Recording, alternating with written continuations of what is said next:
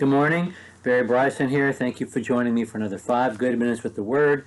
We're continuing our study of Jesus' Mount of Olives discourse in Mark chapter 13. And yesterday we talked about the architecture, the geography, and the history of the things Jesus is about to talk about.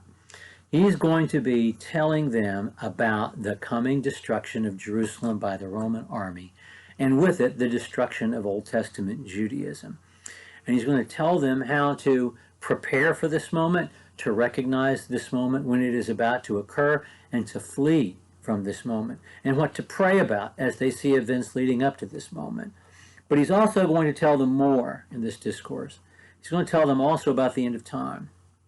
In Matthew's Gospel, in Matthew chapter 24, it's clear that the disciples ask multiple questions at this moment.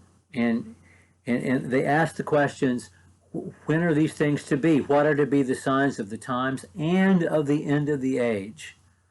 Now, they may be thinking they're asking a single question, but they're not. They're asking multiple questions. And Jesus is going to be describing, as he does in the Synoptic Gospels on the Mount of Olives at this moment, separate events. The destruction of Jerusalem and the end of time. One of these events can be predicted with some certainty so that you can see the signs of the time and you can be ready for it when it happens. The second cannot. One event is a historical event that will happen during their lifetime, in the course of their generation, and it will. It will happen in about 30 years. It is true that many of them will still be alive when these events unfold. Peter won't. Peter will be dead in 64, maybe 65. But many of these guys and many of this generation will still be there. But in Matthew's Gospel and in Mark's Gospel, Jesus says of the end of time, but of that day and hour, no one knows, not the angels in heaven, not even the Son, but the Father alone. He's talking about 2 different days, and this is so important. One day can be predicted, the other day cannot.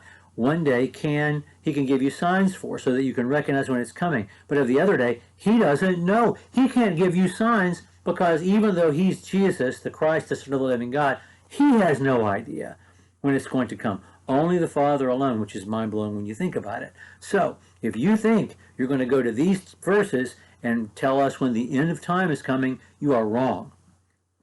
You're contradicting Jesus, and you're saying that you have knowledge he himself does not have. Okay, let's talk about the first few verses. We're going to look at 5 through 13 and just make a few comments on them. Jesus began to say to them, "See to it that no one misleads you. Many will come in my name, saying, 'I am he,' and will mislead many. And when you hear of wars and rumors of wars, don't be frightened. Those things must take place, but that is not the end yet. For nation will rise up against nation, kingdom against kingdom. There will be earthquakes in various places. There will also be famines. These things are merely the beginning of birth pangs. Be on your guard, for they will deliver you up to the courts. You will be flogged in the synagogues, and you will stand before governors and kings for my sake as a testimony to them. And the gospel must first be preached to all the nations.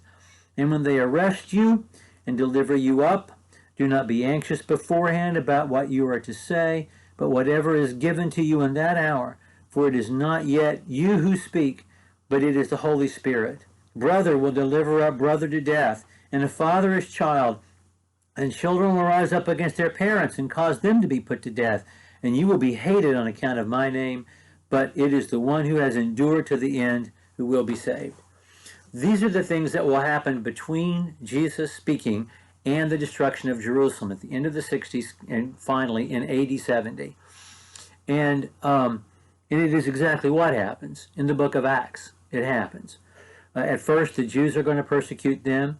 People are going to betray each other. There's going to be upheaval. There are going to be natural disasters. All these things happen in the course of events. Vesuvius is going to erupt in 79, shortly after the destruction of Jerusalem. There are going to be famines. There are going to be earthquakes. All these things are going to happen. And he says this is just the course of events. This isn't necessarily the bell ringing for the destruction of Jerusalem yet. And everything that he describes happens. The Jews persecute them, then the Romans persecute them. Paul and Peter will both die on the eve of these events happening at the hands of the Roman government, at the hands of the emperor himself. So he's telling them what's going to be happening in the natural course of events between his speaking and the destruction of Jerusalem. Next time, we'll look at what he says about the destruction of Jerusalem and how do you recognize you're on the eve of that moment. Thank you for joining me for another 5 good minutes.